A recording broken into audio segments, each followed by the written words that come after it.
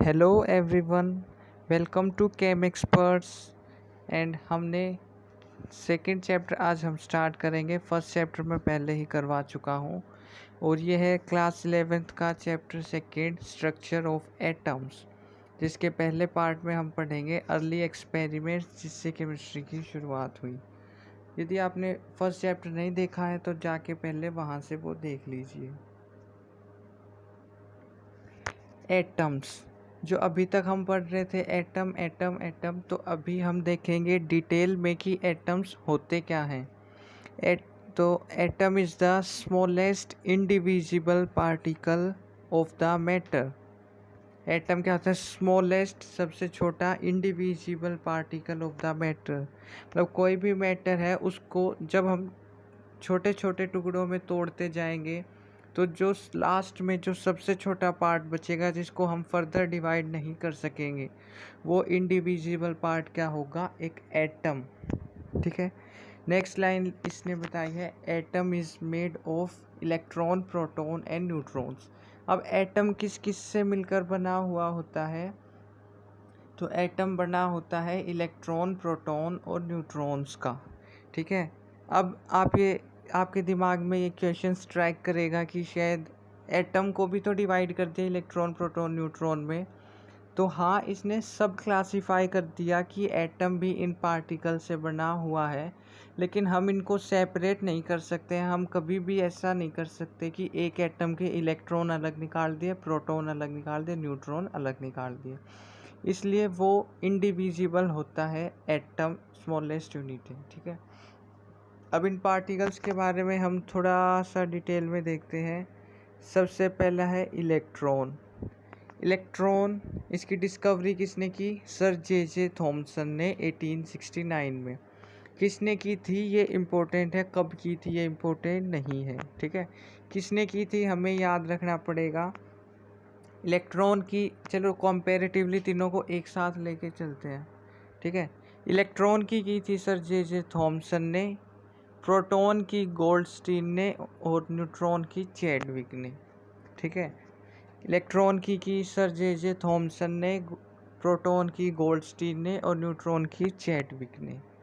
फिर nature of charge, तो electron के ऊपर नेगेटिव चार्ज, प्रोटॉन के ऊपर पॉजिटिव चार्ज और न्यूट्रॉन इज न्यूट्रल यानी नो चार्ज। न्यूट्रॉन के ऊपर कोई चार्ज नहीं। अब अमाउंट ऑफ चार्ज देखें, कितना कितना चार्ज। तो इलेक्ट्रॉन के ऊपर 1.6 इंटू 10 की पावर 19 कूलम, प्रोटॉन के ऊपर भी 1.6 इंटू 10 की पावर 19 कूलम। तो डिफरेंस क्या हुआ?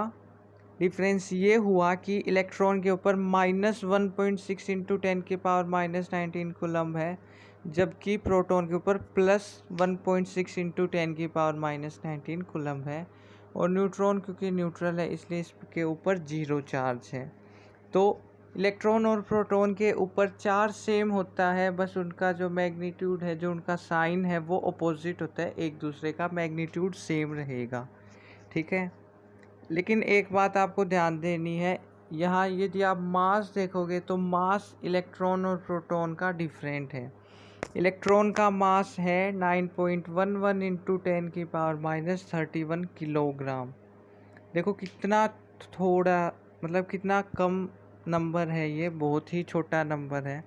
उसको हमने सिग्निफिकेंट फिगर्स में एक्सप्रेस किया है। ठीक है। साइंटिफिक नोटेशन के रूल्स के अकॉर्डिंग। यदि आपने साइंटिफिक नोटेशंस नहीं पढ़ी हैं तो फर्स्ट चैप्टर की वीडियो देख के आओ, वहाँ मैंने सब बताया है। तो इलेक्ट्रॉन का मास हो गया 9.11 इंटू 10 की पावर -31 kg। वहीं प्रोटॉन का मास है 1.67 इंटू 10 की पावर -27 के अप्रोक्स। और न्यूट्रॉन का भी सेम है। तो हमने क्या देखा कि जो प्रोटॉन और न्यूट्रॉन है उनका मास सेम है और ज़्यादा है इलेक्ट्रॉन से। ध्यान से देखें कि 10 की पावर माइनस में ज़्यादा होगी तो उस नंबर की वैल्यू कम होगी, इसलिए इलेक्ट्रॉन का मास कम है और प्रोटॉन और न्यूट्रॉन का मास ज़्यादा है। ठीक है। चार्ज सेम था, इलेक्ट्रॉन और प्रोटॉन पे अलग था न्यूट्रॉन पे, लेकिन चार्ज का जो साइन है वो एक दूसरे के अपोजिट है इलेक्ट्रॉन्स और प्रोटॉन्स में। ठीक है।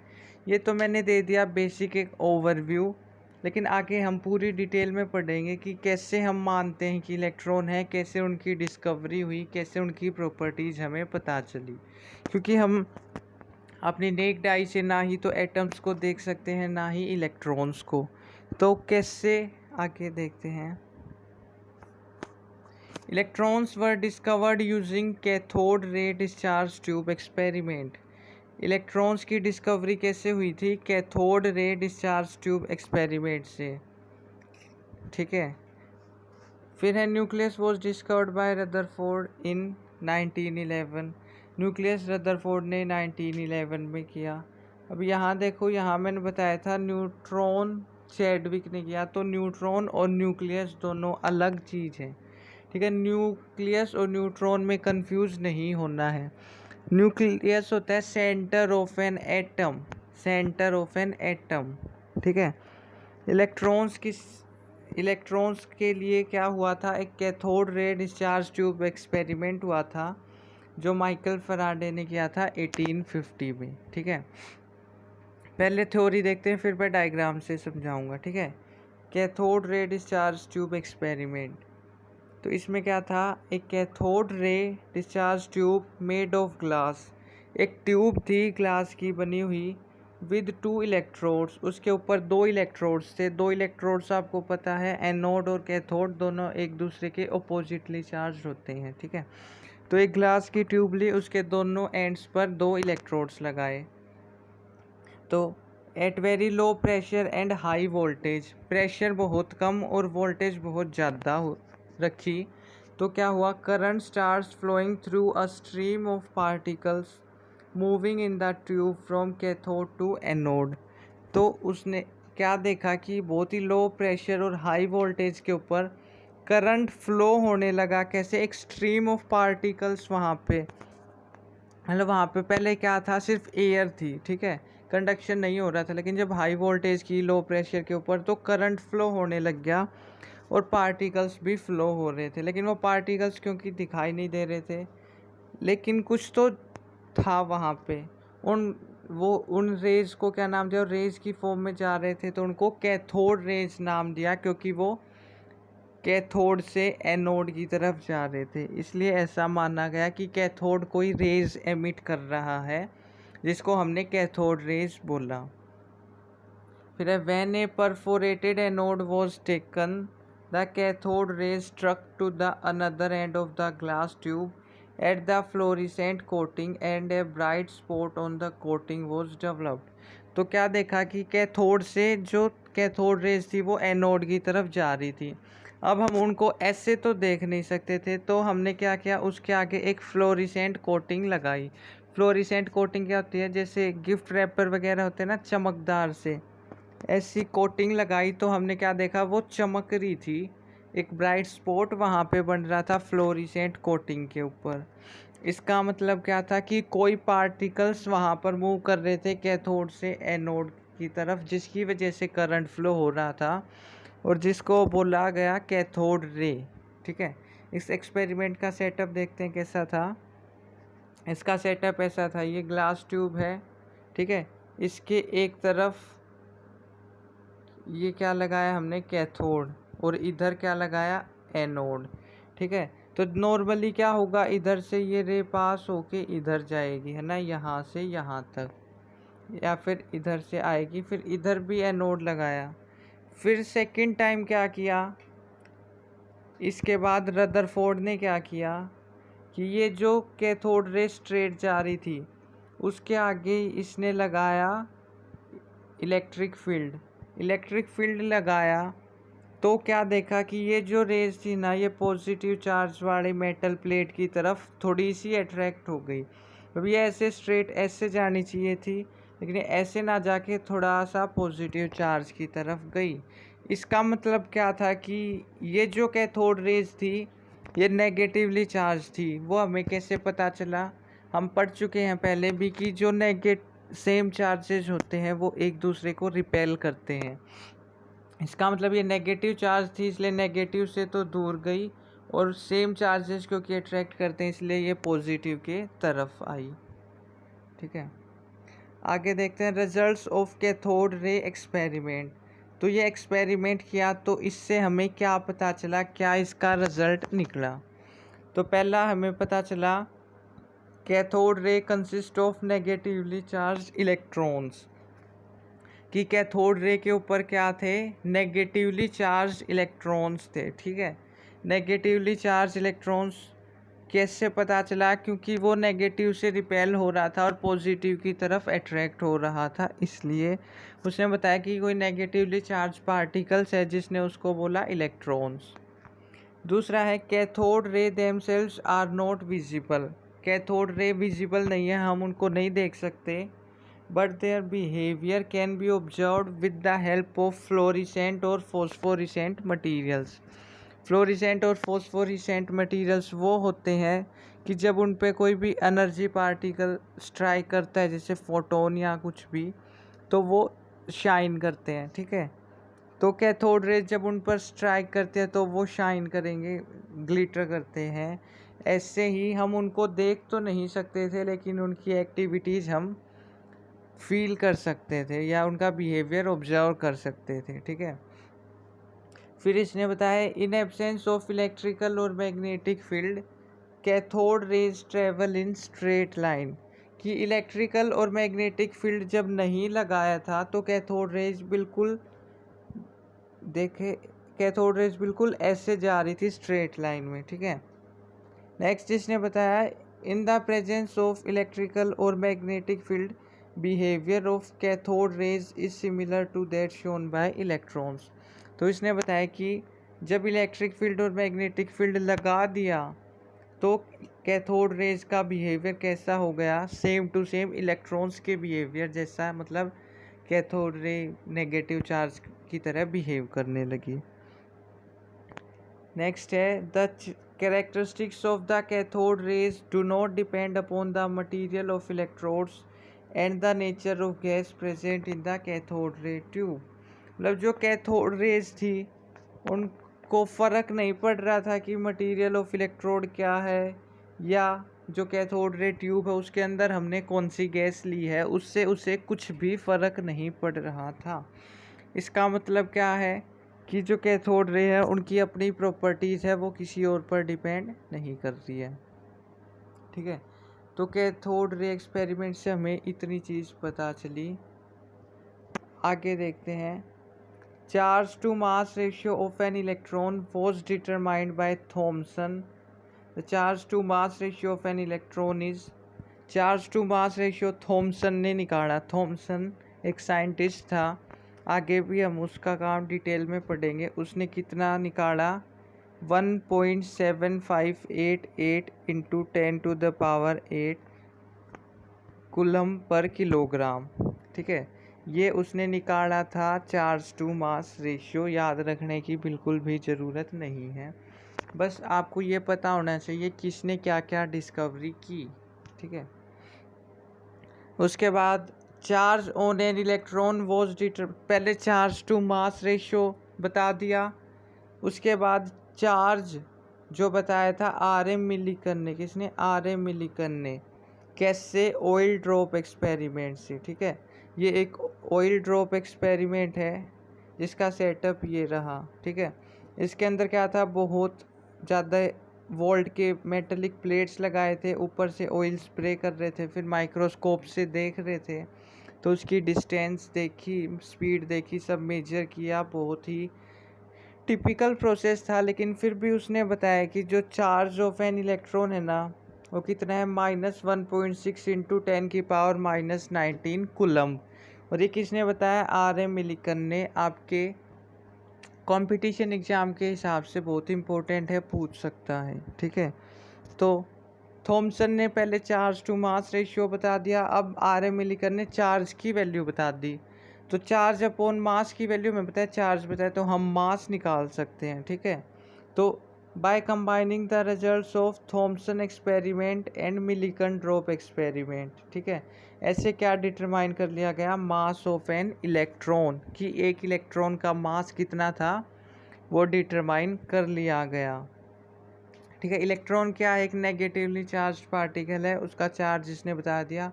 मास ऐसे कैलकुलेट कर लिया, अप्रोक्सीमेटली 9.1 इंटू 10⁻⁻31 किलोग्राम। ठीक है। तो उसके बाद आते हैं प्रोटॉन्स की डिस्कवरी पे। इलेक्ट्रॉन्स हमने पढ़ लिया। इलेक्ट्रॉन्स क्या थे? नेगेटिवली चार्ज बॉडी है जिसके ऊपर चार्ज है -1.9 इंटू 10⁻⁻19 कूलम, और मास है उसका 9.1 into 10⁻31 coulomb, kilogram, kilogram. Mass in kilogram, charge in coulomb. उसके बाद आए discovery of protons and canal rays. ठीक है। तो क्या हुआ? Modified cathode ray tube experiment was carried out which led to discovery of protons. मतलब उसमें कैथोड रे ट्यूब एक्सपेरिमेंट में कुछ मॉडिफिकेशन किए, उसको कुछ इस हिसाब से मैनिपुलेट किया गया कि अब की बार कैथोड नहीं, एनोड कुछ रेज एमिट करे। ठीक है। या एनोड की प्रॉपर्टीज हम देखें तो उन रेज को बोला गया कैनाल रेज। क्या बोला गया? Canal rays. ठीक है। और वहाँ से हमें पता चला प्रोटॉन्स के बारे में। प्रोटॉन्स क्या थे? Positively charge particles. ठीक है। तो उन पॉजिटिवली चार्ज पार्टिकल्स की कैरेक्टरिस्टिक्स क्या क्या थी देखते हैं। सबसे पहले थी charge to mass ratio of particles depend on gas from which these originate. तो क्या पता चला कि प्रोटॉन्स के केस में या कैनाल रेज के केस में जो चार्ज अपॉन मास रेशियो था वो डिपेंड कर रहा था गैस पर, जिस गैस से वो निकल रहे हैं। ठीक है। अब की बार हम गैस में से निकाल रहे थे प्रोटॉन्स रेज, किसी कैथोड या एनोड में से नहीं। गैस ली, उसमें से निकाल रहे थे, और उसके चार्ज टू मास रेशियो पर डिपेंड कर रहा था। ठीक है। जिसकी गैस ले रहे हैं उसके चार्ज अपॉन मास रेशियो पर डिपेंड कर रहा था। ठीक है।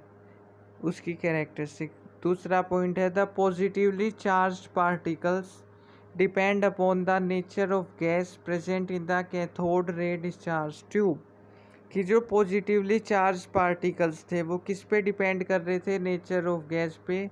ये पॉइंट टोटली डिफरेंट है कैथोड रेज वाले से। ठीक है। उसमें नेचर ऑफ गैस पे डिपेंड नहीं कर रहे थे, इसमें नेचर ऑफ गैस पे डिपेंड कर रहे थे जो उस डिस्चार्ज रे ट्यूब के अंदर थी। ठीक है। तीसरा पॉइंट है sum of the positively charge particles carry a multiple of fundamental of electric charge. कि वो पॉजिटिवली चार्ज पार्टिकल्स थे ना, वो क्या कैरी कर रहे थे? कोई फंडामेंटल इलेक्ट्रिक चार्ज का मल्टीपल कैरी कर रहे थे। मतलब फंडामेंटल चार्ज कितना हुआ? 1.9 इंटू 10⁻⁻19 कूलम। तो मतलब उसका 3 टाइम्स, 4 टाइम्स, 10 टाइम्स मल्टीपल का, मतलब कोई होल नंबर का मल्टीपल वो कैरी कर रहे थे अपने साथ में। उसके आगे इसने बताया behaviour of positively charged particles in electrical और magnetic field is opposite to that observed for cathode rays. इसने क्या बताया कि जो पॉजिटिवली चार्ज पार्टिकल्स थे उनका बिहेवियर इलेक्ट्रिक और मैग्नेटिक फील्ड में अपोजिट था जो हमने कैथोड रेज से देखा। मतलब जो कैथोड रेज का था उसका अपोजिट बिहेवियर इसमें शो किया गया। अब की बार वो नेगेटिव वाले इलेक्ट्रोड की तरफ अट्रैक्ट हो रहे थे। इसका मतलब क्या था कि वो पॉजिटिवली चार्ज पार्टिकल्स हैं। फिर तीसरे हैं न्यूट्रॉन्स। तो न्यूट्रॉन्स क्या हैं?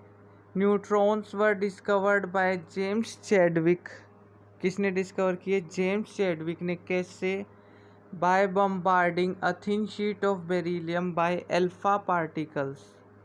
एक थिन शीट ऑफ, बहुत ही पतली शीट ली बेरिलियम की, और उसमें अल्फा पार्टिकल्स की बम्बार्डिंग कराई। तो उसको क्या पता चला? They are electrically neutral particles having a mass slightly greater than that of the protons. मतलब प्रोटॉन से बिल्कुल थोड़ा सा मास ज़्यादा है, लेकिन चार्ज उन पर 0 है, बिल्कुल न्यूट्रल है। ठीक है। पूरा डिटेल में ये एक्सपेरिमेंट हमको पढ़ने की ज़रूरत नहीं है, बस हमें पता होना चाहिए न्यूट्रॉन्स की डिस्कवरी किसने की थी? जेम्स चैडविक ने। ठीक है। अब हमें इलेक्ट्रॉन, प्रोटॉन, न्यूट्रॉन के बारे में पता चल गया, न्यूक्लियस के बारे में पता चल गया।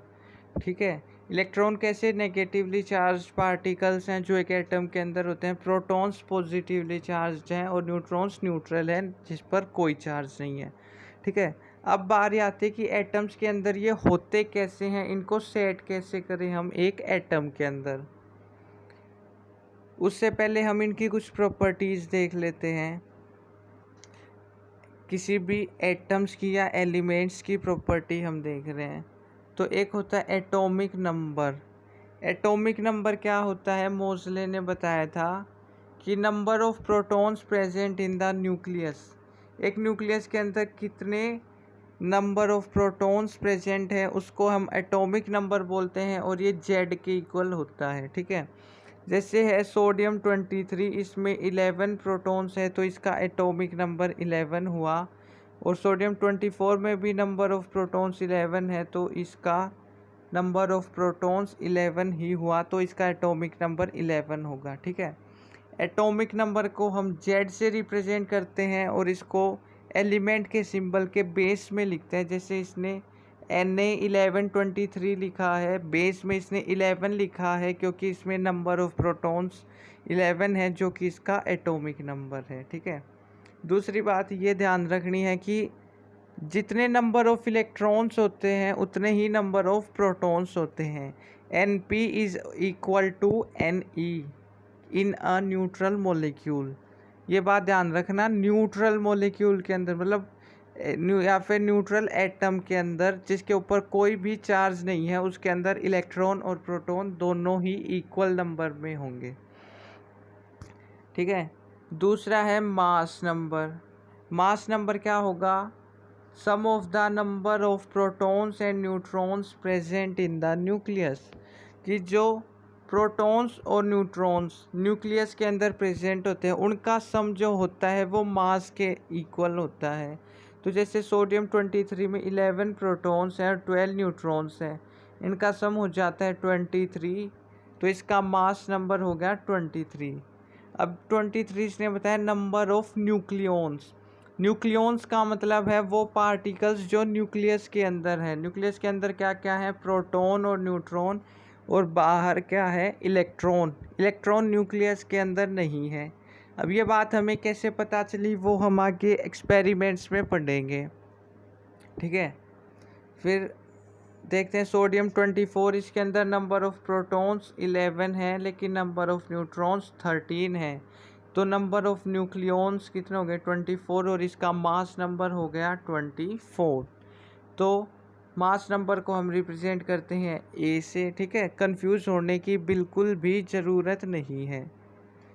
Atomic number, number of protons, mass number is equal to number of proton plus number of neutron. ये बात हमेशा ध्यान रखेंगे, मास नंबर ज़्यादा होगा एटॉमिक नंबर से हमेशा हमेशा। अब इसने यहाँ पे बताया number of electron is equal to number of proton, लेकिन ध्यान रखना है न्यूट्रल एटम के अंदर, मतलब उसके ऊपर कोई भी कैसा भी चार्ज नहीं होना चाहिए। अब हम देखते हैं इलेक्ट्रॉन और प्रोटॉन की पोजीशन एक एटम के अंदर कैसे कैसे होती है, कैसे कैसे किसी ने एक्सप्लेन करी। तो सबसे पहले हमारे पास आया Thomson model of an atom. तो थॉमसन मॉडल ने क्या बताया, this model proposed that atom is considered as a uniform positively charge sphere and electrons are embedded in it. इसने क्या बताया, इस मॉडल ने बताया कि एटम के अंदर क्या है, यूनिफॉर्मली पॉजिटिव चार्ज है। यूनिफॉर्म मतलब हर तरफ से इक्वल डायरेक्शन में इक्वल प्लेस के बाद पॉजिटिव चार्ज रिपीट हो रहा है। ठीक है, and electrons are embedded in it, और इलेक्ट्रॉन्स इनके बीच बीच में एम्बेडेड यानी ऐसे धसे हुए हैं। ठीक है, an important feature of Thompson model of an atom was that, important feature क्या था इसका, that mass of an atom is considered to be evenly spread over the atom। मतलब इसने क्या बताया कि जैसे पूरे एटम के अंदर इलेक्ट्रॉन और प्रोटॉन स्प्रेड हो रहे हैं तो इसका मास भी ओवरऑल स्प्रेड हुआ होगा। ठीक है, Thompson model of an atom को क्या बोला गया, plum pudding model, resin pudding या फिर वाटरमेलन मॉडल। ठीक है, क्यों बोला गया? क्योंकि जैसे वाटरमेलन के अंदर सीड्स डिस्पर्स्ड होते हैं, ऐसे कहीं कहीं रैंडमली, कोई फिक्स जगह नहीं होती। ऐसे ही इसने बताया था कि इलेक्ट्रॉन्स और प्रोटॉन्स भी एक एटम के अंदर ऐसे ही स्प्रेड होते हैं, कोई फिक्स जगह नहीं होती। ऐसे ही होता है रेजिन पुडिंग मॉडल। रेजिन क्या होती है? किशमिश। पुडिंग होती है हलवा, जैसे हलवे के अंदर किशमिश कहीं कहीं होती है, एक फिक्स मैनर नहीं होता। ऐसे ही प्लम भी एक ड्राई फ्रूट होता है, इनकी कोई फिक्स प्लेस नहीं होता। इसलिए थॉमसन के इस मॉडल को इन नामों से भी जाना जाता था। लेकिन बाद में क्या हुआ? Thompson model of atom was discarded because it could not explain certain experimental results like the scattering of alpha particles bye thin metal foils. मतलब इस एक्सपेरिमेंट को जल्दी ही डिस्कार्ड कर दिया गया, मतलब अनवैलिड बता दिया गया, गलत बता दिया गया। क्यों? क्योंकि ये कुछ एक्सपेरिमेंटल रिजल्ट्स को एक्सप्लेन नहीं कर सका, जैसे कि स्कैटरिंग ऑफ अल्फा पार्टिकल्स को। अब स्कैटरिंग ऑफ अल्फा पार्टिकल्स क्या थे? तो रदरफोर्ड ने अपना मॉडल ऑफ एटम दिया कि उसने बताया एटम कैसा होता है। वो बताने से पहले उसने एक एक्सपेरिमेंट किया। इससे पहले थॉमसन की बात सभी ने मान ली थी। फिर रदरफोर्ड ने अपना स्कैटरिंग एक्सपेरिमेंट किया और क्या बताया कि रदरफोर्ड ने बोला कि थॉमसन गलत बोल रहा है और उसकी बात मेरे इस एक्सपेरिमेंट को एक्सप्लेन नहीं कर सकती। फिर उसने अपने अकॉर्डिंग मॉडल दिया। तो रदरफोर्ड का एक्सपेरिमेंट क्या था? देखिए, मैंने यहाँ पे थ्योरी में नहीं लिखा, मैं बोल के बताऊँगा। उसके अंदर क्या था? एक सोर्स ऑफ अल्फा पार्टिकल्स लिया। ठीक है, अल्फा पार्टिकल्स का सोर्स लिया। जब उसको एक बहुत ही थिन गोल्ड फॉइल, मतलब इतनी थिन कि एक एक एटम एक लाइन में आ जाए, इतनी थिन गोल्ड फॉइल उसने ली।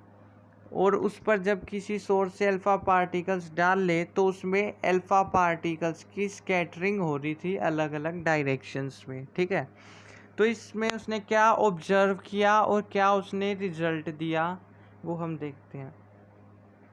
सबसे पहले देखते हैं ऑब्जर्वेशन की उसने इस एक्सपेरिमेंट में क्या देखा। इम्पोर्टेंट पॉइंट है। तो most of the alpha particles passed through gold foil undeflected.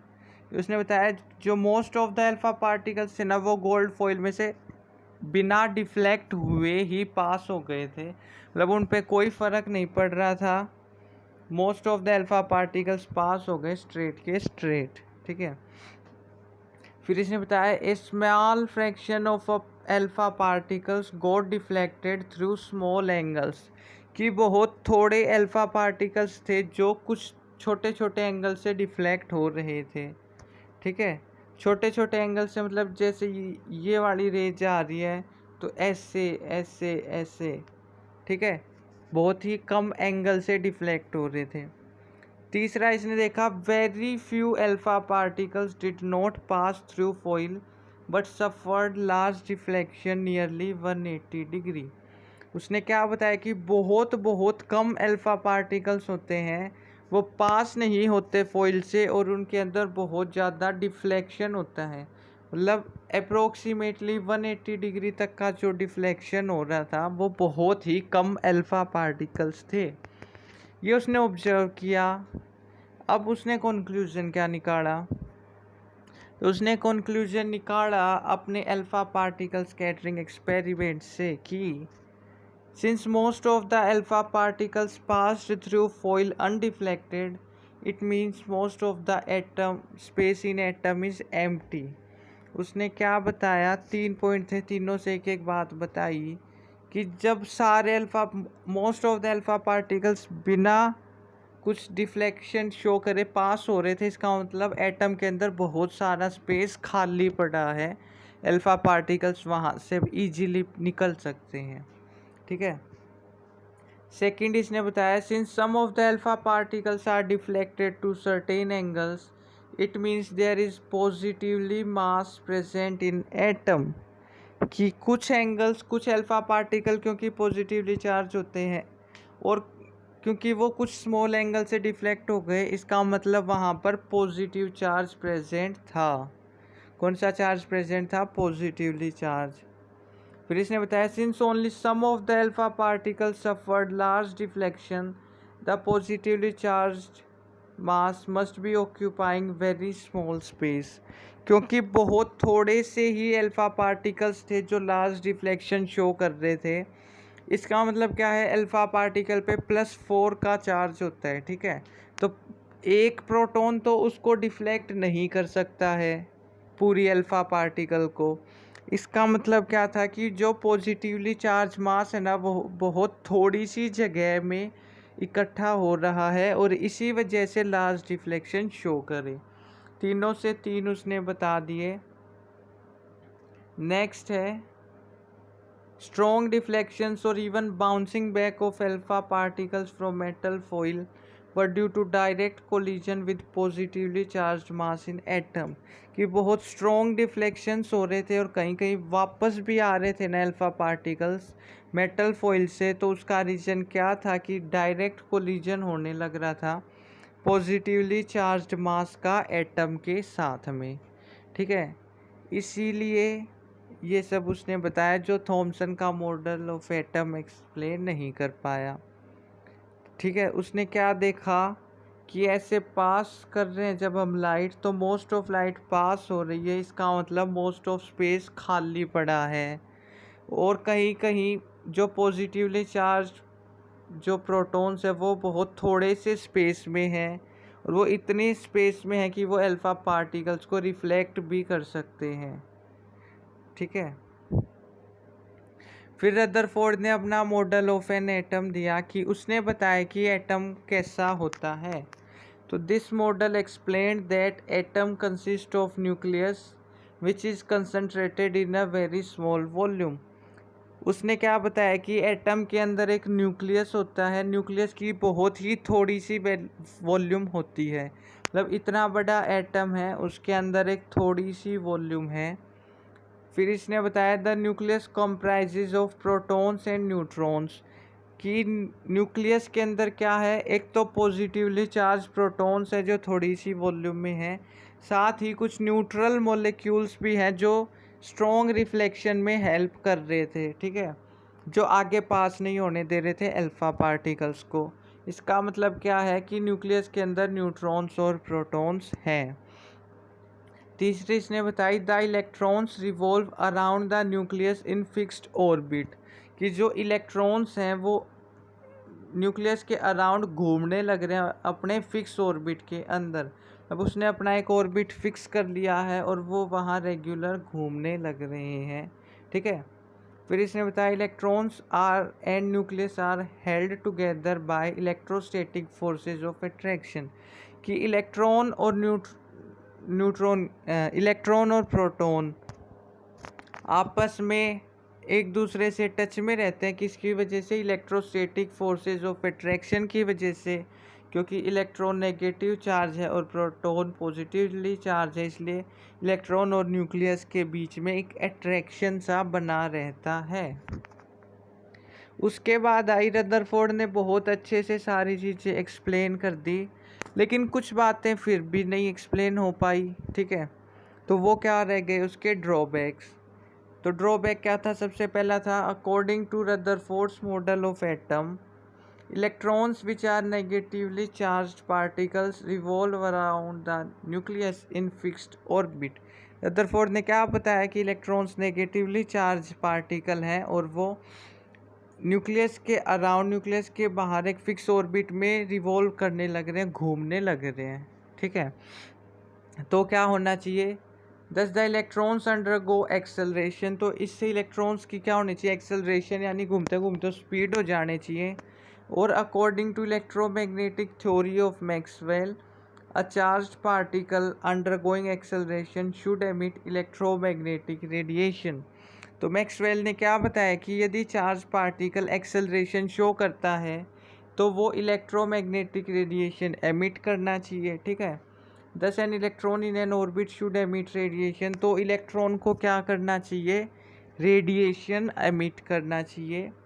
और फिर दस the orbital should shrink but this does not happen. तो इसका मतलब क्या होना चाहिए, जैसे इलेक्ट्रॉन है अपने इस फिक्स्ड ऑर्बिट में घूम रहे हैं, लेकिन क्या होगा फिर वो रेडिएशन एमिट करेगा तो उसकी एनर्जी कम होगी, तो उसका ऑर्बिट ऐसे ऐसे छोटा हो जाना चाहिए और वो श्रिंक होना चाहिए, लेकिन ऐसा नहीं होता।